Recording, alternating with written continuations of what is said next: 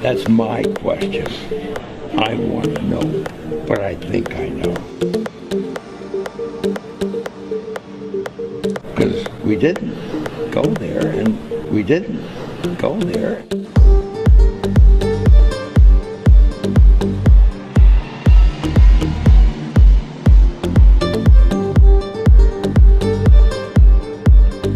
Consacrer ma vie entière à cette recherche et je n'exclus donc pas de pouvoir me tromper.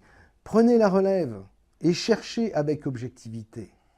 Alors voilà, en fait, contrairement à tout ce que nous pouvons penser, nous ne savons rien de ce qu'est réellement la France.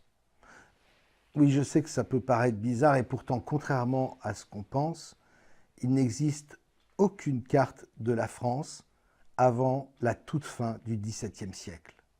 1694 pour être précis. Avant cette date, et évidemment je ne parle pas de reproduction moderne de cartes anciennes qui pourraient porter le nom de France, je parle de documents originaux disponibles à la BNF. Avant le XVIIIe siècle, toutes les cartes mentionnent la Gaule pour désigner ce territoire. Des chercheurs de vérité ont déjà mis le doigt sur cette réalité sans pousser plus loin leur réflexion. Regardez ces cartes anciennes. Celle-ci date de 1490. Elle a été produite d'après la géographie de Claude Ptolémée. Galliae, traduction latine du nom France. Une autre reproduction de la géographie de Ptolémée qui date de 1541. Galliae, en énorme sur la carte. Un peu plus haut, on peut lire Francia, en plus petit, comme s'il s'agissait d'un territoire secondaire de moindre importance. Celle-ci, signée Oronce Finet, date de 1553. France. En latin, ça se dit Galliae.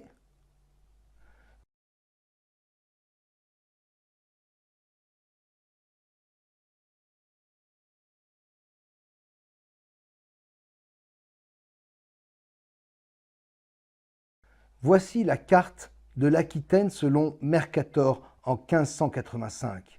Le nord du pays n'est pas représenté et donc il est impossible de dire comment Mercator appelle celui-ci.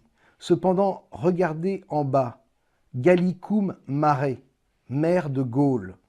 Étrange, 10 siècles après la disparition de la Gaule selon nos livres d'histoire. En voici un autre qui montre le territoire sous Henri IV, toute fin du XVIe siècle. Ici, le nom France est encore présent en minuscule, comme s'il s'agissait d'une petite localité. En revanche, la Gaule est clairement présentée en titre de la carte. Cette carte de 1657 a été réalisée par Johannes Jansenius. On nous présente cette dernière carte comme étant une reproduction de cartes de l'époque romaine. Ok, bon, si Rome était capable de faire de si belles cartes de la Gaule, pourquoi les Français n'en ont-ils pas fait de la France avant le XVIIIe siècle, quitte à reprendre le travail des Romains en changeant simplement les noms? Pourquoi? N'est-ce pas tout simplement parce que ce pays s'appelait encore la Gaule et pas la Gaule d'il y a 2000 ans comme on nous l'a toujours raconté? Et puis tout à coup, apparaît la carte des frontières de France et d'Espagne en 1694. Et le mot Gallia disparaît.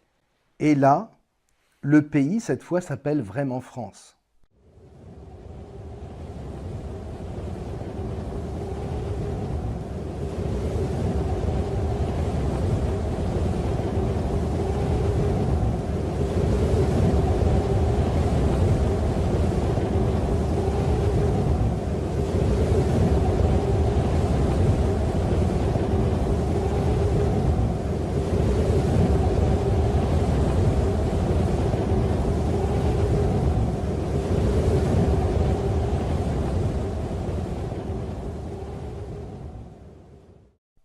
Alors, est-ce que c'est juste une question de vocabulaire?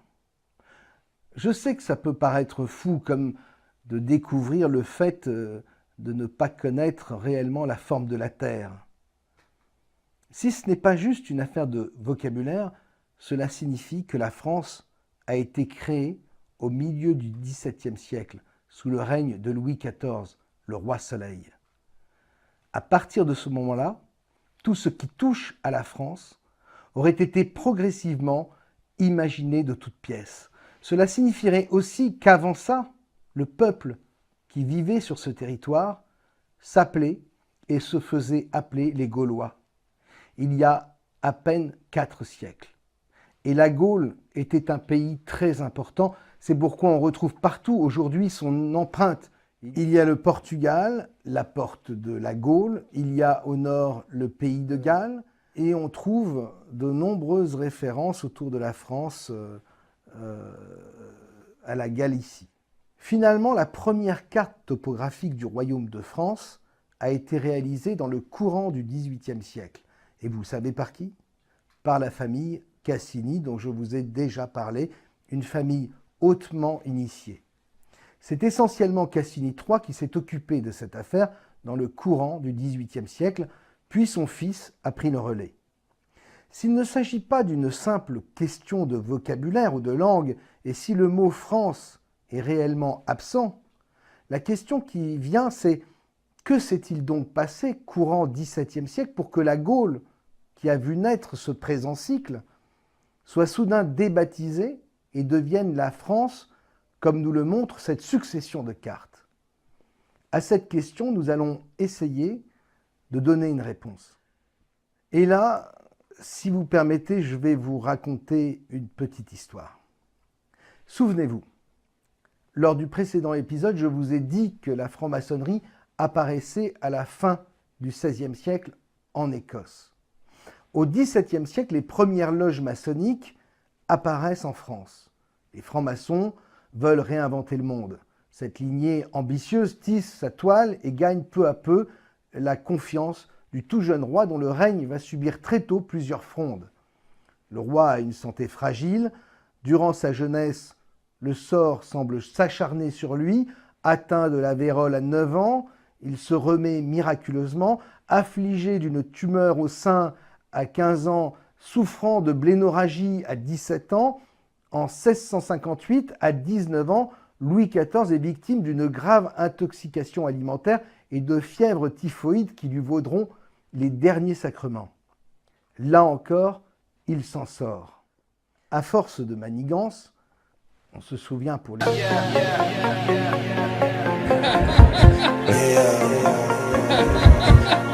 Bitch.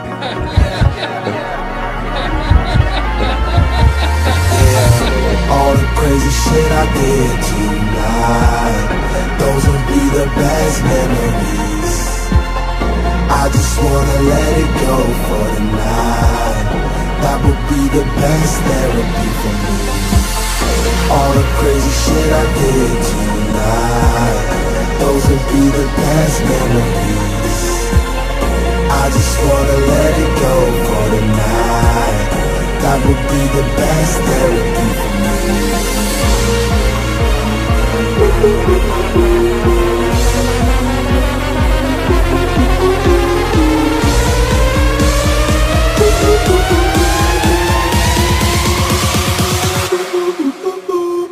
Station Houston on 2, we are ready to begin the change of command event. It is Photoshop. It is Photoshop. It is Photoshop. It is Photoshop. It is Photoshop. But it's